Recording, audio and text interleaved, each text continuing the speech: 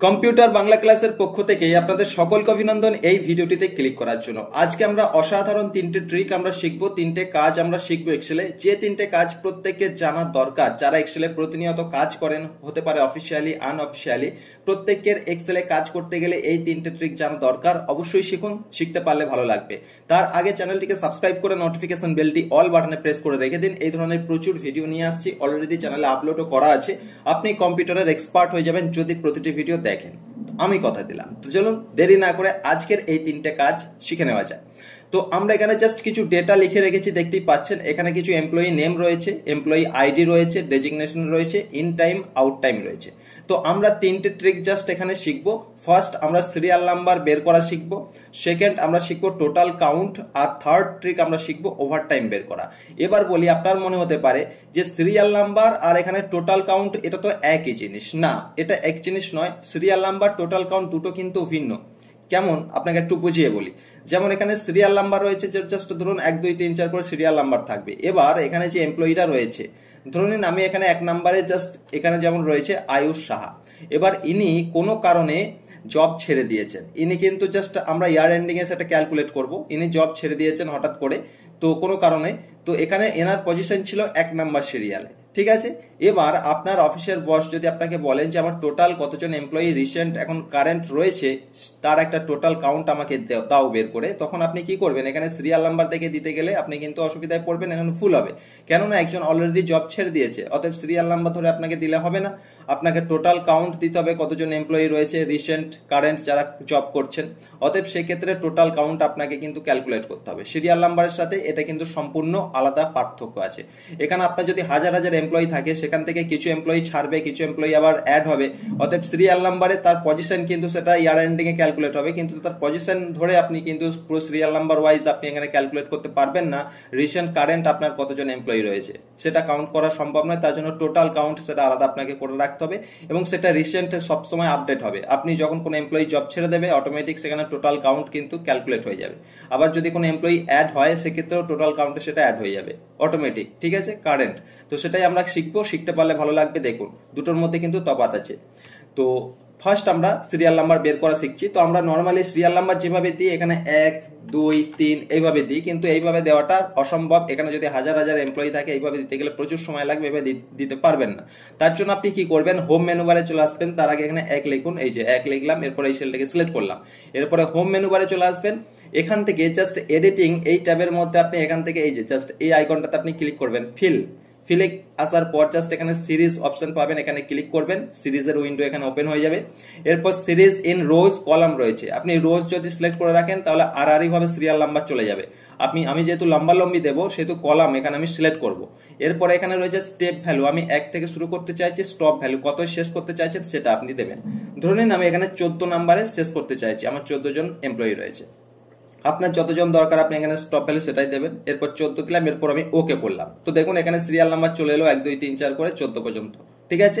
এইভাবে অটোমেটিক এটা ফিল হয়ে যাবে, বোঝা গেছে। এরপর আমরা টোটাল কাউন্ট আমরা বের করা শিখবো। তো এর জন্য আমরা কি করব? জাস্ট এখানে ইকুয়াল দেব। এখানে কাউন্ট আমরা লেখার সাথে সাথে দেখুন চলে আসবে, কিবোর্ডের ট্যাব কি প্রেস করবেন, কাউন্ট ফাংশন এখানে সেট হয়ে যাবে। এরপরে আপনি সিরিয়াল নাম্বার ধরে করতে পারেন, এমপ্লয়ি আইডি ধরে করতে পারেন, এইভাবে ড্র্যাগ করে দেবেন। এরপর আপনি ব্র্যাকেট ক্লোজ করবেন, জাস্ট এইভাবে, ঠিক আছে। এরপর আপনি এন্টার দেবেন। দেখুন এখানে টোটাল কাউন্ট এখানে দিয়ে দিল যে টোটাল এমপ্লয়ি রয়েছে 14 জন। কোনো কারণে কোনো এমপ্লয়ি যদি এখান থেকে বাদ চলে যায়, অটোমেটিক তারটা কাউন্ট হয়ে যাবে। জাস্ট আমি এখান থেকে একটা 14 থেকে আমি একটা ডিলিট করে দিচ্ছি, এই যে ধরুন এনাকে আমি ডিলিট করে দিলাম। সঙ্গে সঙ্গে দেখুন এখানে টোটাল কাউন্ট কতজন দেখাচ্ছে? 13 জন, কিন্তু এখানে সিরিয়াল নাম্বারে 14ই দেখাচ্ছে। কেননা এখানে মিসম্যাচ আছে, একজন এমপ্লয়ি জব ছেড়ে দিয়েছে, আমি ডিলিট করে দিয়েছি। এখানে সিরিয়াল নাম্বার 14ই দেখাচ্ছে। এবার আপনাকে যদি অফিসের বস বলেন এখানে টোটাল কাউন্ট করে দাও কতজন এমপ্লয়ি রয়েছে, আপনি সিরিয়াল নাম্বার ধরে দিলে আপনার কিন্তু এখানে ভুল হবে। অতএব আপনাকে টোটাল কাউন্ট রিসেন্ট যেটা রয়েছে সেটা অটোমেটিক ক্যালকুলেট হবে আপনি যদি এইভাবে করেন, বোঝা গেছে? বেশ, এরপর আমরা ওভার টাইম বের করা শিখবো, এটা থার্ড ট্রিক। চলুন, এটা খুব ইম্পর্টেন্ট এবং প্রত্যেকের এটা মনোযোগ সহকারে দেখা উচিত। আপনি এই ফাংশনটি খাতায় লিখে নেবেন, এখানে ফাংশন রয়েছে একটা। তো এর জন্য আমরা কি করব? এখানে ইকুয়াল দেব। ইকুয়াল দেওয়ার পর জাস্ট আমরা এখানে ইফ ফাংশন ইউজ করব, ইফ এইভাবে। এরপর কিবোর্ডের ট্যাব কি প্রেস করবেন, ফাংশন সেট হয়ে যাবে, ব্র্যাকেট অটোমেটিক চলে আসবে। আপনি আর একটা শিফট টিপে 9 দিয়ে ব্র্যাকেট এখানে দিয়ে দেবেন। এরপরে আপনি এখানে যে আউট টাইম রয়েছে, এই আউট টাইমটা সিলেক্ট করবেন, মাইনাস ইন টাইম, মানে আউট টাইম থেকে ইন টাইম আপনি বাদ দেবেন। এরপর আপনি ব্র্যাকেট ক্লোজ করবেন, এরপরে গ্রেটার দ্যান দেবেন। এটা কেন দেবেন আমি একটু বলি। দেখুন এখানে ওয়ার্কিং আওয়ার্স কত লেখা আছে, 8 ঘন্টা। আপনার যদি অফিসে 12 ঘন্টা থাকে, আপনার মতো করে আপনি করবেন। আমার 8 ঘন্টা দিয়ে এটা ক্যালকুলেট করছি, মানে এটাই বোঝাবে যে 8 ঘন্টার বেশি যারা ওভার ডিউটি করেছে তারা কতক্ষণ করেছে সেটা এখানে শো করবে, সেজন্য গ্রেটার দেন দিলাম। আচ্ছা, এরপর আমরা আবার করব একটা, যে যারা 8 ঘন্টার তো ডিউটি করেছে কিন্তু 8 ঘন্টার নিচে যারা ডিউটি করেছে তাদের তো ওভার টাইম হচ্ছে না, তাহলে তাদের সেটা নীল দেখাবে বা ডট ডট আপনি যেটা দেবেন সেটা দেখাবে। তো সেটা আমরা করব, দু রকম ভাবে এটা করব, ঠিক আছে। তো সেই জন্য গ্রেটার দেন দিলাম, যে 8 ঘন্টার বেশি যারা কাজ করেছে তাদের কি শো করবে সেটা দেওয়ার জন্য গ্রেটার দেন। এরপর আমরা টাইম ফাংশন ইউজ করব, এখানে টাইম ফাংশন আমরা ইউজ করব, কিবোর্ডের ট্যাব কি প্রেস করলে টাইম ফাংশন সেট হয়ে যাবে। এরপর আপনি জাস্ট এখানে 8 ঘন্টা ওভার মানে 8 ঘন্টা ডিউটি, তো 8 লিখে আপনি কমা দিয়ে 0 দেবেন। এরপর আপনি এখানে ব্র্যাকেট ক্লোজ করবেন।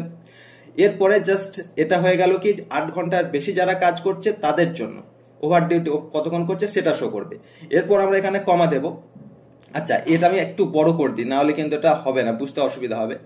এরপরে আমরা জাস্ট এখানে কমা দিলাম। কমা দেওয়ার পর এরপর আমরা বের করবো যারা 8 ঘন্টার কম কাজ করেছে, তাদের তো ওভার টাইম হচ্ছে না, তাদের কি শো করবে সেটা। তো তার জন্য একই রকম ভাবে আপনি এখানে আউট টাইম সিলেক্ট করবেন, এই যে আউট টাইম সিলেক্ট করলেন, মাইনাস দেবেন, এরপরে ইন টাইম সিলেক্ট করবেন, ঠিক আছে। এরপরে আবার মাইনাস দিয়ে আপনাকে টাইম ফাংশন ইউজ করতে হবে। কিবোর্ডের ট্যাব কি প্রেস করুন, টাইম ফাংশন সেট হয়ে যাবে। ওই একই রকম ভাবে আপনি এখানে 8 ঘন্টা যেহেতু ওয়ার্কিং আওয়ার্স, 8 দিয়ে কমা দিয়ে 0, এরপর আপনি এখানে ব্র্যাকেট ক্লোজ করুন। এরপর আপনি জাস্ট এখানে একটা কমা দিন। কমা দেওয়ার পর যারা 8 ঘন্টার কম ডিউটি করছে তাদের ওভার টাইম হচ্ছে না, সেখানে আপনি কি শো করাতে চাইবেন, সেখানে আপনি এইভাবে ডবল ইনভার্টেড কমা দিয়ে সেটা দেবেন। আপনি ডট ডট এইভাবে দিতে পারেন, এটা শো করবে। কিংবা আমি এখানে দিচ্ছি নীল, এই যে নীল, এই কথাটি শো করবে। এরপর ইনভার্টেড কমা এখানে ক্লোজ করলাম, ডাবল ইনভার্টেড কমা, এরপরে ব্র্যাকেট ক্লোজ করব। এটাই হচ্ছে এর ফাংশন, ভালো করে দেখে নিন। এটাই হচ্ছে এর ফাংশন, ওভার টাইম বের করা। এরপর আপনি এখানে কিবোর্ডে এন্টার কি প্রেস করুন, সঙ্গে সঙ্গে এখানে ওভার টাইম দিয়ে দিয়েছে। চলুন আমি এটা একটু ছোট করি, দেখুন এখানে দিয়ে দিয়েছে। এরপর আপনি এটাকে জাস্ট ড্র্যাগ করে দেবেন, এইভাবে আপনি ড্র্যাগ করে দিলেন, সঙ্গে সঙ্গে প্রত্যেকের এখানে কাউন্ট হয়ে কিন্তু বেরিয়ে গেল, দেখতেই পাচ্ছেন।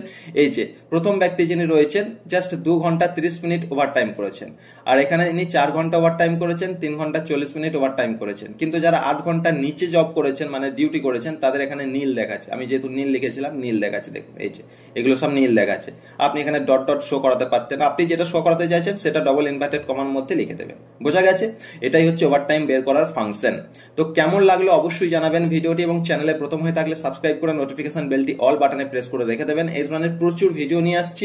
কম্পিউটার এক্সপার্ট হওয়ার জন্য চ্যানেলটির সাথে থাকুন, প্রতিটি ভিডিও দেখুন। আমি কথা দিলাম আপনি কম্পিউটারের এক্সপার্ট হয়ে যাবেন। আজ এ পর্যন্তই, ভিডিওটি একটি লাইক করতে ভুলবেন না। দেখা হচ্ছে পরের ভিডিও। ভালো থাকবেন, সুস্থ থাকবেন, ধন্যবাদ।